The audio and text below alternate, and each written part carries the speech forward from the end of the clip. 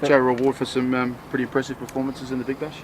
Yeah, it seems that way. Obviously, 2 days ago I was pretty upset after that game here, so to get the call last night, it's all turned around pretty quickly. So obviously I'm over the moon at the moment and looking forward to tomorrow. Obviously not strictly speaking a local, but the opportunity to perhaps make a debut for Australia at Adelaide Oval. Yeah, I mean that's worked out perfectly. Playing here in the Big Bash and throughout my first class career, it's been amazing. The crowd here is always behind you. So yeah, if I can manage to get a game tomorrow, I'm sure it'll be no different. You seem to have taken another step this year. Is there anything you can put that down to?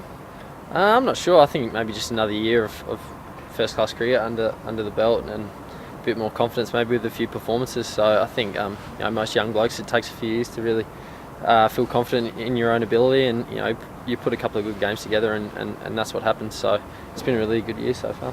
Any indication yet if you're going to get a run? I've only just really met Mickey about an hour ago, so I haven't had much to talk to him about yet. So I'm sure we've got a training run after this, so I'm sure the more time I spend around the boys, I'll probably learn a bit more. But at the moment, I'm just enjoying this. Yeah. Were you expecting a call at all with the way you've been going? No, a few blokes have been joking about it, but to be honest, no. I was looking forward to a couple of weeks off from after the Big Bash and missing out in the finals, so I thought 2 weeks between that and the next Shield game. So it all happened pretty quick last night. Late last night, got a call, and here I am now. So it's happened pretty fast. Not a bad holiday with the Australian team.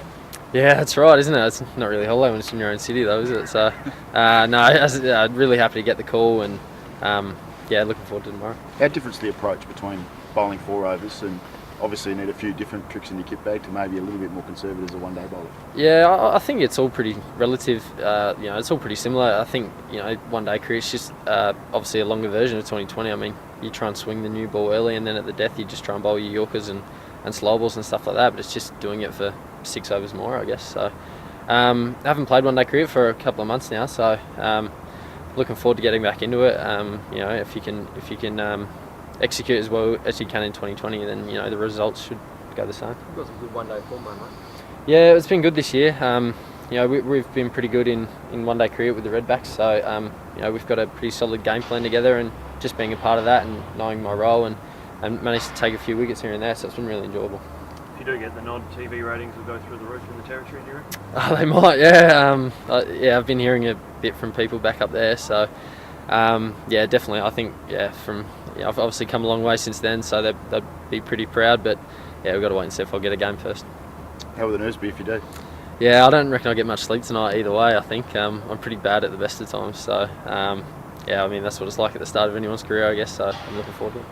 And tomorrow, if obviously you've proved yourself at the death. If you get the ball 46, 48, 50, how would you feel about that? I think that's probably the kind of role I'll probably be chucked the ball to do something like that again. But as I said, it's probably no different to what I've been doing for the last month in the Big Bash and with the Redbacks before. So I think as I said, that's probably the role I have to do. So it's going to be tough, but you just try and tell yourself it's no different to what you've been doing. So I mean, you've done it well enough to get yourself here. So I think that's just what I've got to keep telling myself. How's the batting coming on, mate? I haven't done much of it, to be honest. Obviously in the Big Bash you just try and slog as hard as you can, so I haven't been doing much batting, but hopefully I don't really get an opportunity tomorrow. We'd better just one more. You're still dining out in that catch? Yes, I am. Yeah, I'm living off that at the moment. Mum and Dad keep getting calls from everyone as well, and they're loving the attention. So I made it look a bit better than it was, but I'll keep living on that one for a while.